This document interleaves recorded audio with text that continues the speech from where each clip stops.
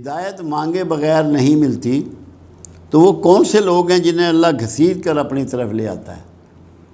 اللہ کہتا ہے کچھ لوگ ایسے ہیں جن کو میں گھسیٹ کے اپنے پاس لے آتا ہوں، اپنی طرف لے آتا ہوں۔ یہ قرآن ہے، یہ ہمیں سمجھنا ہے۔ یہ ہوتے ہی متقی ہیں، یہ ہوتے ہی پرہیزگار ہیں،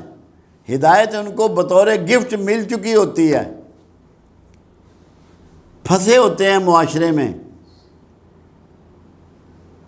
ایک مثال دی جاتی ہے شیخ عبد القادر جیلانی علیہ رحمہ کے بارے میں کہ چوروں کتب بنا دیتا، تو میں اس کو سمجھاتا ہوں، میں نے کہا بات یہ ہے کتب چوروں کے ماحول میں پھنسا ہوا تھا، اس کو نکال لیا، اس سے نکال لیا، وہاں سے اس کو قابض کر لیا، کھینچ لیا۔ تو بہت سے لوگ ایسے ہوتے ہیں فطرتاً نیک ہوتے ہیں، فطرتاً پرہیزگار ہوتے ہیں، اللہ سے از خود ڈرتے ہیں، تو ہدایت پہ تو وہ ہوتے ہیں، انہوں نے ہدایت پا لی ہوتی ہے، ان کی ہدایت ہی کی وجہ سے اللہ کرم کرتا ہے اور انہیں گھسیٹ کے اپنے لیے خاص کر لیتا ہے۔ آپ کو نہیں اچھی چیزیں پسند، آپ کہتے ہیں بازار میں جو بھی جاؤں سبزی بھی اچھی لوں، پھل بھی اچھا لوں، کپڑا بھی اچھا لوں، جوتا بھی اچھا لوں، گھر بھی اچھا لوں، تو اللہ کے بھی تو یہی پسند ہے کہ اچھوں کو اپنے پاس گھسیٹ لیتا ہے۔ ہدایت تو مانگنے سے ہی ملتی ہے، کیونکہ ہدایت اگر اللہ اپنی مرضی سے دینی شروع کر دے بندوں کو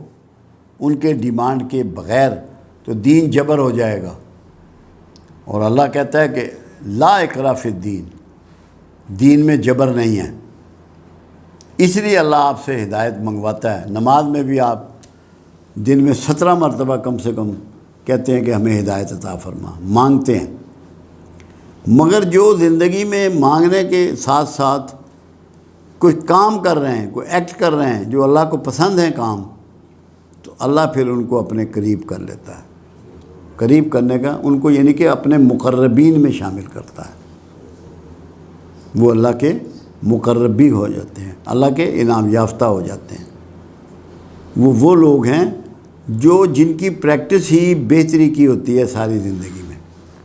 کامیاب لوگ، ان کو اللہ گھسیٹ کے اپنے قریب کر لیتا ہے، کیونکہ ہدایت ان کو آلریڈی نصیب ہوئی بھی ہوتی ہے۔ یہ سارے جتنے بڑے بڑے صوفی ہیں، اللہ والے ہیں، یہ سارے مطلب میں تو سمجھتا ہوں اسی قطار میں کھڑے ہوتے ہیں۔ نمازیں تو سب ہی پڑھ رہے ہوتے ہیں، روزے بھی سب رکھ رہے ہوتے ہیں، حج بھی کر رہے ہوتے ہیں، زکوٰۃ بھی دے رہے ہوتے ہیں، مگر یہ لوگ کچھ خاص ہوتے ہیں، کوئی زیادہ محنت کرتے ہیں، زیادہ جد و جہد کرتے ہیں، زیادہ